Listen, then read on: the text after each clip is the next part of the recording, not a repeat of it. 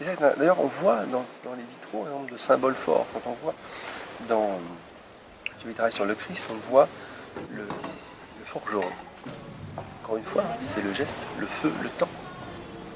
On va pouvoir regarder un cheval ou une vache, quand on ferrait les vaches, très longtemps dans son entrave.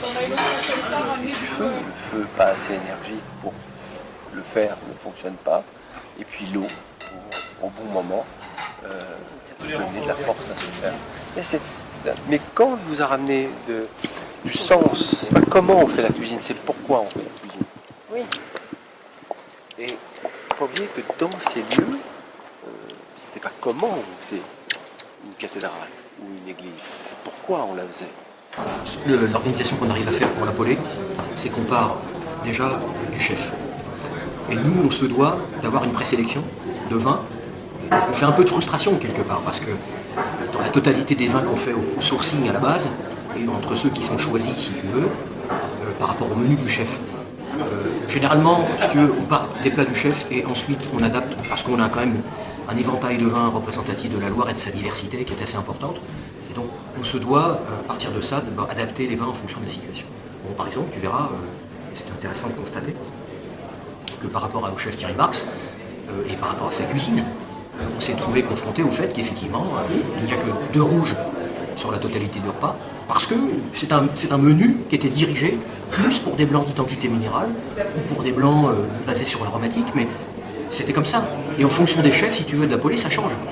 Donc il n'y a pas de règle. Par contre, ce qui est sûr, c'est qu'on part du chef. Parce que ce qui est important, quelque part, un chef qui vient, qui donne de son temps ici, c'est aussi qu'on respecte sa cuisine, et sa lecture aussi de sa cuisine, et de ce qu'il veut faire avec les vins de bois.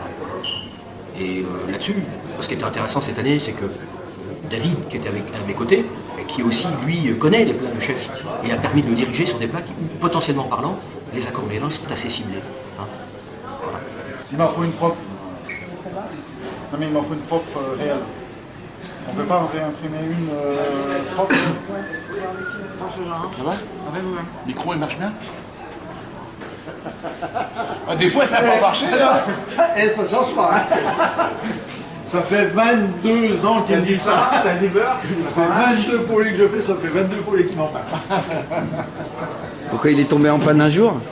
Ah ouais, il n'avait pas mis les piles.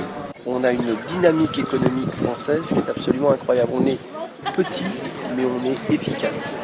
Et parce qu'on a su concentrer un certain nombre de compétences et surtout, on a su accepter la diversité. On oublie souvent ça, c'est que tout ce qui s'est construit en France, c'est construit sur la diversité. La diversité des régions, il y a 2 compétences qui vont se conjuguer de façon positive, pas en opposition. Et on ne cherche pas à opposer des contraires, bien souvent, avec le vin. Donc il y a un auteur en vin, il y a une signature, il y a un terroir, et en cuisine, il y a un auteur aussi. Donc c'est le mariage de raison qui va faire quoi? Qui va faire que le client va vivre un instant bonheur. Parce que nos métiers, ce sont les métiers de l'éphémère. Et là, que ce soit un verre de vin ou que ce soit un plat, il faut donner de la mémoire à de l'éphémère. C'est très compliqué. Donc c'est une véritable signature. Ce que j'ai goûté ce matin, c'est une signature de vin. Expliquer le cépage, le terroir, l'encépagement, pourquoi on l'a fait évoluer. Et puis quand on goûte, il y a une minéralité. Il y a une signature. J'ai encore ça à l'esprit. Donc je vais retrouver ce vin la prochaine fois que je le goûterai. Et puis on a laissé aussi une grande place à la nature. Pour dire aujourd'hui, on a un millésime qui est comme ça, en 2016 ou en 2017. En 2018, on verra.